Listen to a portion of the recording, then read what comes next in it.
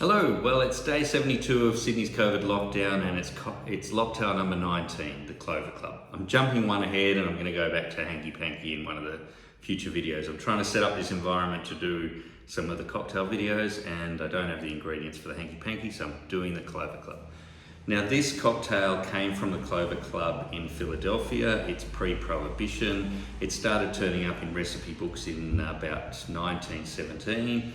Specifically, it turned up in Thomas Bullock's Ideal Bartender, and I'm going to start with his recipe. Now, he calls for 2 ponies of raspberry syrup. Now, what I have done is made some raspberry syrup. I've used fresh muddled raspberries, a punnet, about 125 grams, similar amount of sugar, 125 grams of sugar, about half that in water, so 60, 70 mils of water. Just brought that up to a simmer, strained all the solids away, double strained it, refrigerated it, and I'm doing 3 of these tonight, so there's going to be 3 jiggers of this in the cocktail mix. And I think it's going to be a little bit hard not to spill a little bit of this, given what I've stored it in. This is a very sugary and very raspberry mix, and it's the heart of the cocktail. Then what we need is 2 dry jiggers of gin. Now gin back then, they would have been using either Old Toms or they would have been going for something even older. In one of the last cocktails I used this great Hammer and Son 1783 Old English gin. It's made in the oldest active still in England called Angela. It's amazing gin. So if you haven't got this, use a dry gin. If you can get your hands on some of this, this is the bomb. This is perfect, you'll love this.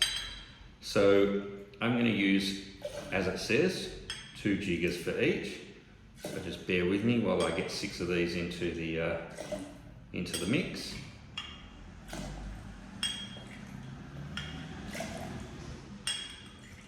This is really, Old Tom's is really sweet. It won't have the botanicals that will clash with some of the other flavours that later gins do. It's got a little bit of extra sugar in it, so you can see that this is heading to be a really sweet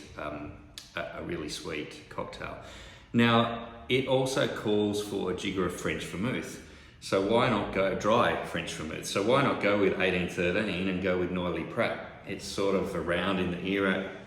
Damn good chance that this is what was being used at the time. So 3 of these. As I've said in previous videos, keep your vermouths in the fridge. Don't keep them for more than about 2 months. They don't last forever.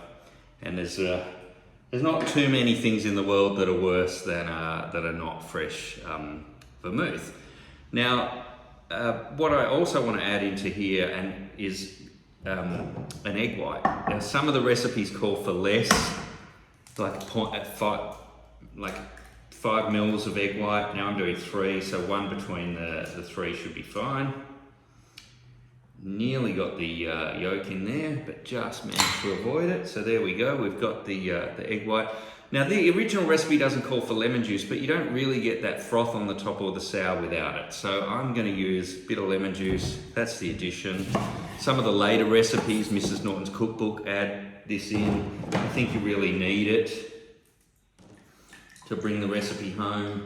You need about 30 to 60 mils for these 3, so sort of 20 mils per cocktail. And then handful of ice.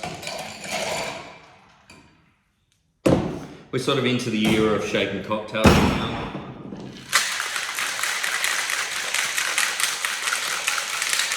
I'll get this nice and cold. I've got three lots in here, so for a standard shake's about 10 seconds, but I think 20 seconds or so. You'll feel, the outside of the shaker starting to get a chill on it.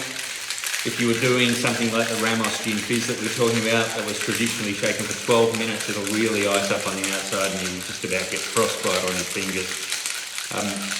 The disadvantage of shaking too long, obviously, is you dilute the cocktail too much. This cocktail could benefit from dry shaking beforehand to break up the protein bonds in the egg.